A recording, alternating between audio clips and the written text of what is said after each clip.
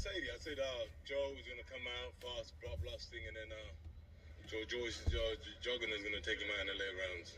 So you called it basically. Did you put some money on it? No, I didn't put money on it. I'm not betting, man, but you could just tell how fighters fight.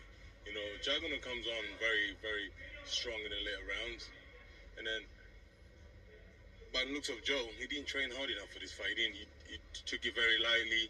He didn't diet. He didn't invest in his craft. You know, I don't understand why. You know, he's just disappointing. You know, a guy who's worked hard, very hard, and this would be hard to come back from this fight.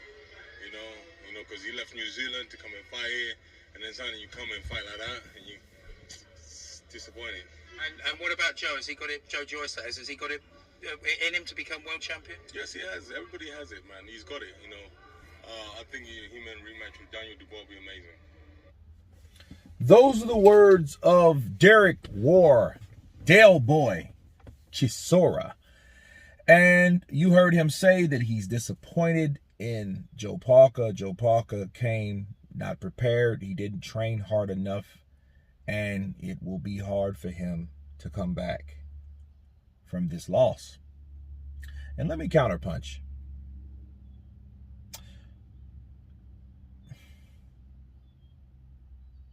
Joe did come in. Joseph Parker did come in like pudgy. You know, he came in like huskier than normal. He came in at a career high weight. His highest weight to date. He came in at 255.4. And it made you think, well, okay, well, maybe he's gaining that damn weight to, you know, have more weight behind his punches. Maybe he, you know, maybe that was the whole idea, you know, and maybe he didn't train hard enough. Well, I don't know if that's true. However, you can see why Derek Chisora said that. Being 30 years of age, fighting someone 7 years your senior, you come in at your highest weight knowing damn well a guy's bigger than you, more than likely stronger than you. But then you also know of this guy that has a reputation of just outworking his opponents and making them gas out and then beating them down like he did Dubois and everybody else that he's been in there with, basically, except for Christian Hammer. And Christian Hammer still got beat up. So if he doesn't knock you out, which is more than likely what 98% of the things that he does, he's beating you up and winning. Okay, and he's making you submit. And Joseph Parker coming in at his career high, his weight, I think it was a bad excuse now, and looking at it in hindsight, because we know Joseph Parker should have been faster. The first two punches I seen Joseph Parker through, I knew that this particular fighter was slower. I said, whoa, that weight has really did put a damper on him. So the question is, did he train hard enough? And a lot of people might say he did, you know, but the last thing you want to hear now, though, is I didn't train. Because, see, now you're making your team look bad. You're making your team feel like they didn't do their job because, oh, I didn't train hard enough. Well, they help you train. So if you say, I didn't train hard enough, that reflects them. So I hope I don't hear nothing like that from Joseph Parker. You know, what we did here is exactly what you can respect. Like, hey, give all credit to Joe Joyce. He's a tough guy. He has heart.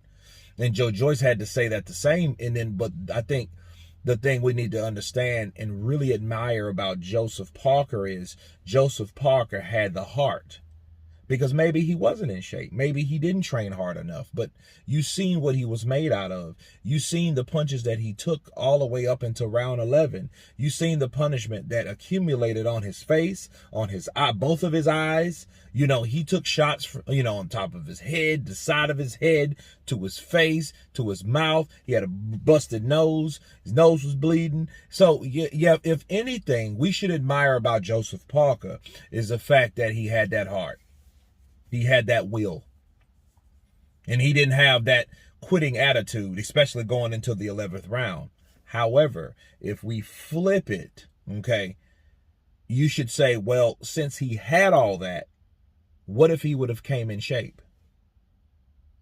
Counterpunch. What if he would have been able to, you know, come in at a career low and be able to move and box Joyce instead of lay on the ropes and let Joyce pound on him like it's his fucking George Foreman fighting Ali and Zaire. What if that was the case, if he was able to spin out, change the narrative, get Joe Joyce into that corner and hit him with 5, 1, 2, 3, 4, 5 rapid fire combinations, which he did in spots in that fight, but not like he should have to win that fight. Okay, so it's a lot of things that you could consider when dealing with Joseph Parker himself and how he could have prepared.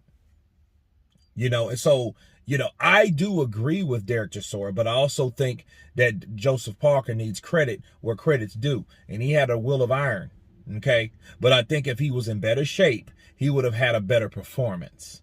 But anyway, you guys tell me what you think of Derek Chisora stating that Joseph Parker was a disappointment in that fight. Of course, please subscribe, which I would not agree with, because I don't think Joseph Parker was a disappointment. I think he could have fought or been better prepared, but he used what he had on the condition that he came in there with. Again, please subscribe, and you guys been Counterpunch.